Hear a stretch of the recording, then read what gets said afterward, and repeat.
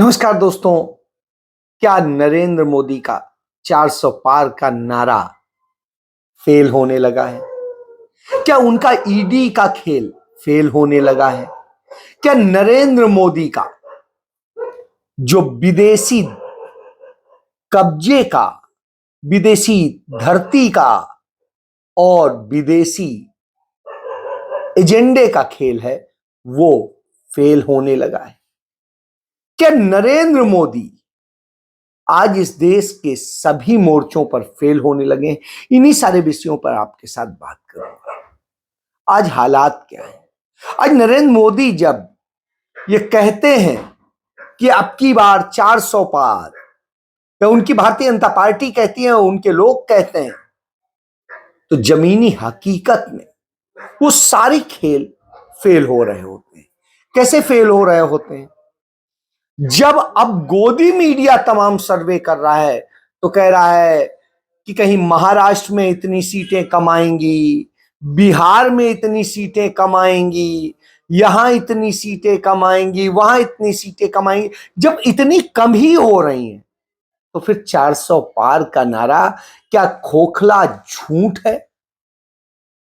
और सिर्फ झूठ की बुनियाद पर राजनीति करने वाले नरेंद्र मोदी का गुब्बारे की हवा निकल चुकी है।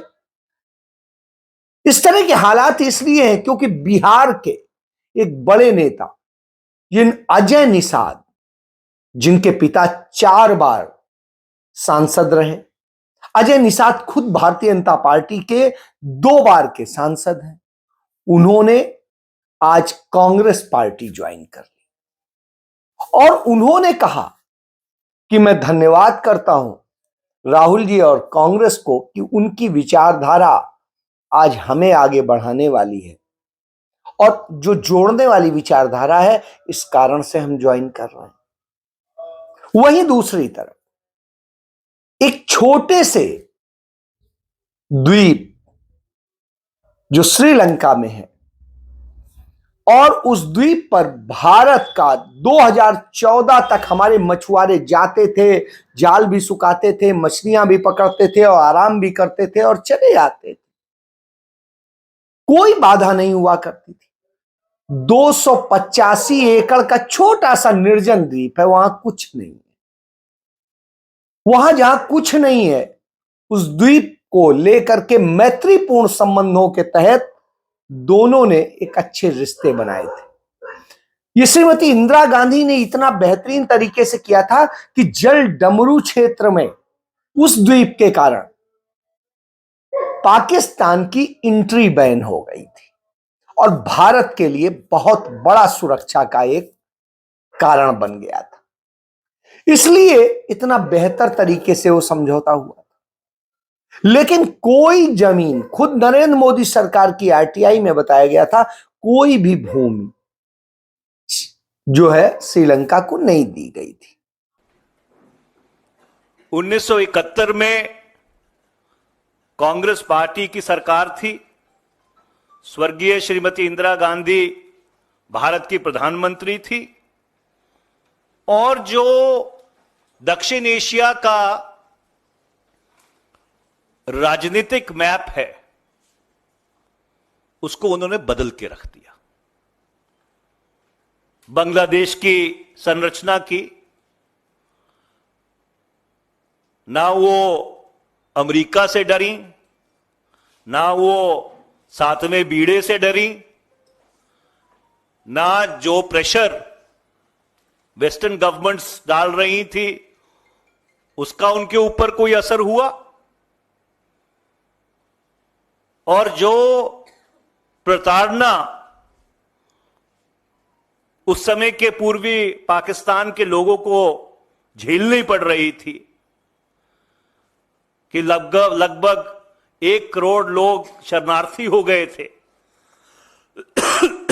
उस पीड़ा का उन्होंने निवारण किया।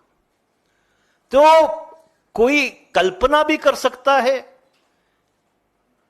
कि जिस सरकार ने, जिस प्रधानमंत्री ने साउथ एशिया का, दक्षिण एशिया का पॉलिटिकल मैप बदल दिया हो, वो कच्चा टीवू के ऊपर भारत की एकता, अखंडता, प्रभुसत्ता के साथ क्षणिक भर भी समझौता कर सकती थी। ये किस तरह की हास्यास्पद बात है। और मैं भारतीय जनता पार्टी से ये कहना चाहता हूं, हम ये कहना चाहते हैं कि अपनी राजनीतिक रोटियां सेकने के लिए, क्योंकि 19 अप्रैल को तमिलनाडु में चुनाव हैं, ऐसे मुद्दे मत लेके आइए जिनका एक तो कोई औचित्य नहीं है, और दूसरा जिससे जो भारत की सामरिक शाख है दक्षिण एशिया में वो कमजोर होती हो।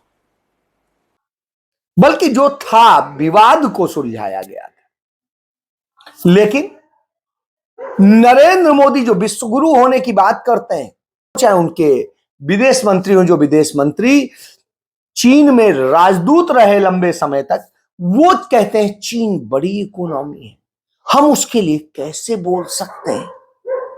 तो चीन का चा न बोल पाने वाले प्रधानमंत्री नरेंद्र मोदी के शासनकाल में हुआ क्या? चीन अपनी हरकतों से बाज नहीं आ रहा है। चीन ने एक बार फिर अरुणाचल प्रदेश की 30 और जगहों को नए नाम दिए हैं। लद्दाख के साथ ही अरुणाचल प्रदेश में चीन लगातार भारतीय जमीन पर कब्जा कर रहा है, जगहों के नाम बदल रहा है, लेकिन पीएम मोदी खामोश हैं। पीएम मोदी अपने ही सांसद तापिर गांव की बात नहीं सुनते, जिन्होंने कहा अगर कहीं दूसरा डोकलाम होगा तो अरुणाचल प्रदेश में होगा। चीन ने भारतीय सीमा में 50 से 60 किलोमीटर तक कब्जा कर रखा है। चीन अरुणाचल प्रदेश में कब्जा करता है, मीडिया में कोई खबर नहीं आती। चीन को ये हिम्मत पीएम मोदी की उस क्लीन चिट से मिलती है जिसमें उन्होंने कहा था ना कोई घुसा है और ना कोई घुसा हुआ है। न वहां कोई हमारी सीमा में घुस आया है, न ही कोई घुसा हुआ है, न ही हमारी कोई पोस्ट किसी दूसरे के कब्जे में है। ये वही अरुणाचल प्रदेश है जिसे हमारे प्रधानमंत्री राजीव गांधी ने चीन को छीन करके, जब नेफा नाम होता था, उस नेफा को छीन करके चीन से भारत में मिला करके भारत का राज्य अरुणाचल प्रदेश बना दिया था। मेरे एक मित्र वहां डीजीपी रहे, मेरे एक मित्र वहां चीफ सेक्रेटरी रहे और कई मित्रगण वहां ऑफिसर्स रहे। मैंने वहां के हालात के बारे में बहुत कायदे से समझा है। आज हालात ये हैं, वहां तमाम अफसरान कहते हैं कि हम आधे अरुणाचल प्रदेश में जाने की स्थिति में नहीं, वहां पर चीन का राज चल रहा है। यही स्थिति है। यही स्थिति हम अरुणाचल प्रदेश के अलावा लद्दाख में भी देखते हैं। लद्दाख में जहां हम 64 पॉइंट तक जा करके पेट्रोलिंग करते थे, हमारे चरवाहे जाते थे, अपने चरागाह के रूप में इस्तेमाल करते थे, भेड़ चराते थे और सब कुछ करते थे। आज वहां के 26 पॉइंट तक हमारी न पेट्रोलिंग हो सकती है, न चरवाहे जा सकते हैं, वहां तक चीन ने कब्जा कर लिया। इससे आप समझ सकते हैं कि किस तरीके से वो 4000 वर्ग किलोमीटर की जमीन चीन ने कब्जा कर ली और कोई बात नहीं हो। 47 महीने हो गए कि चीन की फौज, जिसे पीपल्स लिबरेशन आर्मी कहते हैं, वो मल्टीपल जगह के ऊपर जो नियंत्रण रेखा है उसके इस पार आ गई। भारत की सरजमी में उन्होंने घुसपैठ की और 4 वर्ष में 47 महीने में ये जो घुसपैठ है, इसके ऊपर सरकार की एक भी प्रतिक्रिया नहीं आई। आप सब लोगों को याद होगा कि जनवरी 2023 में जो तत्कालीन एसएसपी थी लेह की, पीडी नित्या जी, उन्होंने एक रिसर्च पेपर प्रस्तुत किया था जो डीजीपीज और आईजीपीज की कॉन्फ्रेंस होती है, एनुअल कॉन्फ्रेंस, और उसमें उन्होंने लिखित रूप पे ये कहा था कि जो 65 में से 26 पेट्रोलिंग पॉइंट्स हैं नियंत्रण रेखा के ऊपर, कोराकोरम पास से लेकर डेमचुक तक, हम उन पेट्रोलिंग पॉइंट्स के ऊपर अब जा नहीं पाते। उधर डोकलाम में सड़क बना ली, कोई बात नहीं होती। उधर बांग्लादेश में नरेंद्र मोदी 10,000 एकड़ जमीन बांग्लादेश को सौंप देते हैं, मैत्रीपूर्ण संबंधों के नाम पे सौंप देते हैं। तो साहब, आप देश की जमीन दे देंगे, आप देश का सब कुछ दे देंगे और तमाम सारी चीजें कर देंगे, वो सही है। और जिन्होंने दिया भी नहीं, जो कभी भी वास्तव में भारत का हिस्सा था ही नहीं द्वीप, जहां पर कुछ होता ही नहीं, निर्जन द्वीप, तो वहां पर यह भी कोई कह दे कि वहां पर हम रेवेन्यू वसूलते हैं, तो भी नहीं है। मछुआरे वहां पर आराम कर लेते थे और 2014 तक वहां वही स्थिति थी। 2014 के बाद में हजारों हमारे मछुआरे श्रीलंका ने पकड़े, गिरफ्तार किए, उनकी जेलों में बंद। लेकिन नरेंद्र मोदी सरकार ने कुछ नहीं किया। और अब श्रीलंका की सरकार कहती है कि हमें तो आज तक नरेंद्र मोदी सरकार ने कोई चिट्ठी नहीं लिखी कि ये द्वीप क्या चाहिए है, क्या इसको लेके विवाद। यानी आप समझ सकते हैं कितना झूठ बोलते हैं विदेशों के नाम।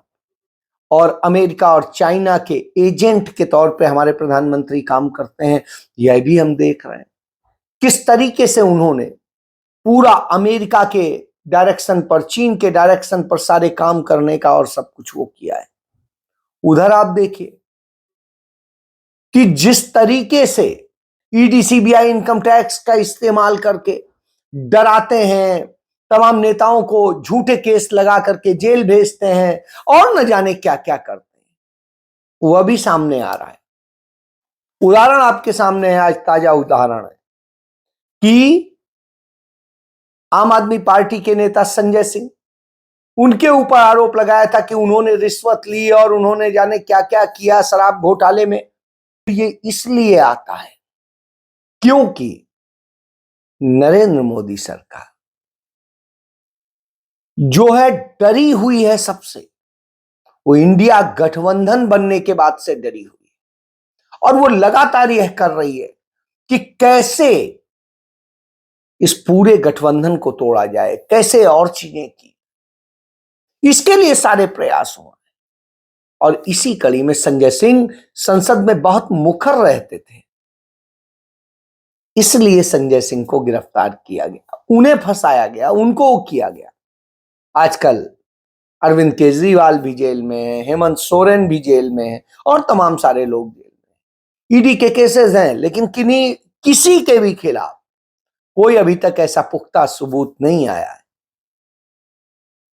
तो ऐसी स्थिति में निश्चित रूप से लगता है कि आखिर ये सरकार ईडी को क्या बना दे रही है। और इतना उसने बदनाम कर दिया ईडी को कि आज ईडी का कोई सही केस भी हो जाए तो कोई भरोसा नहीं करता कि ये सही में कुछ है। हमें, आपको सबको याद होगा, जन लोकपाल बिल को लेकर के एक समय में रामलीला मैदान में बड़ा शोर मचा था कि लाइए, ऐसा होगा तो ऐसा होगा, वैसा होगा तो वैसा किया जाएगा, ऐसा होना चाहिए, फांसी चढ़ा दो। साहब, ऐसे तो न्याय नहीं होता। लेकिन फिर भी लोगों ने कहा तो आया। आज लोकपाल क्या कर रहा है, आपने कहीं कुछ देखा हो, उसका एक्शन देखा हो, कार्रवाई देखी हो तो प्लीज बता दीजिए। नहीं आपको मिलेगा। तो वो सारे खेल हैं, क्योंकि नरेंद्र मोदी का जो वॉशिंग पाउडर है वो किस तरीके से साफ कर रहा है, किस तरीके से वो तमाम वो ड्रामे कर रहा है। जो सारे पापी, जो भ्रष्ट थे और अभी जो आंकड़े मौजूद हैं उन आंकड़ों के मुताबिक जो कई हजार करोड़ रुपए के घोटाले के आरोपी थे, वो सब आज उनके मोदी वॉशिंग पाउडर से साफ होकर के, क्लीन होके उनकी गोद में बैठे। यानी सारे भ्रष्टाचारी उनके पास जाके क्लीन हो जाते हैं और जब बाहर होते हैं तो भ्रष्टाचारी कहलाते हैं। इसी तरीके से नरेंद्र मोदी का जो ये खेल चल रहा है, ये बताता है कि उन्होंने मानसिक संतुलन खो दिया है। जिस तरीके से वो भावनात्मक शोषण कर रहे हैं लोगों का, बावजूद इसके जीत की गणित के वो करीब नहीं पहुंच पाते। हालात इस तरह से हो गए हैं कि जनता दुत्कारने लगी है और झूठ परोसने पर उनके खिलाफ तमाम बातें बोली जाती हैं। एक बड़ा झूठा विज्ञापन उनके यहां चलाया जाता है कि अरे पापा, नरेंद्र मोदी ने युद्ध रुकवा दिया जिससे हम बच के आ गए यूक्रेन में, जबकि खुद नरेंद्र मोदी का विदेश मंत्रालय कह चुका है ऐसी कुछ नहीं हुआ था, ये कोरा झूठ। और उसके बाद ये कहते हैं, तो एक बड़ा अच्छा वीडियो राहुल गांधी ने शेयर किया। पापा ने वो रुकवा दी, पापा हमें नौकरी क्यों नहीं देते? पापा हमें नौकरी क्यों नहीं देते? लेकिन इस तरीके की इमेज तो जा रही है ना, मोदी जी ने वार रुकवा दी। अरे सब प्रोपोगेंडा है, इलेक्ट्रल बॉन्ड का खर्चा है, इलेक्ट्रल बॉन्ड का पैसा है, कहीं तो यूज होगा। किसी एक्टर को उठा के बेटी बना देंगे। पापा ने वार रुकवा दी। पापा मणिपुर के दंगे क्यों नहीं रुकवाते? पापा ये लद्दाख के दंगे क्यों नहीं रुकवाते? 21 दिन से बंदा वहाँ पे स्ट्राइक करके बैठा, वहाँ पर क्यों नहीं देखते? तो ये झूठ, नफरत, ये सारे खेल जो किए जा रहे हैं वो निश्चित रूप से आने वाले समय में लोगों के लिए खतरनाक होने वाले हैं। इन सब से बचना है तो आपको सच के साथ खड़ा होना पड़ेगा, आना पड़ेगा। ये नफरत, ये झूठ के जो खेल हैं, इन्हीं कारणों से है। इसीलिए राहुल गांधी बार बार कहते हैं कि सच पे आइए, सच पे बात कीजिए, देश के मुद्दों पे बात कीजिए, रोजगार पे बात कीजिए, बेटियों पे बात कीजिए, इस देश की सीमाओं की रक्षा की बात कीजिए, इस देश को कैसे बचाना है। वो उन सारी चीजों का जमीनी परीक्षण करके आए। लेकिन हवा वाले लोगों को कुछ समझ में नहीं आता।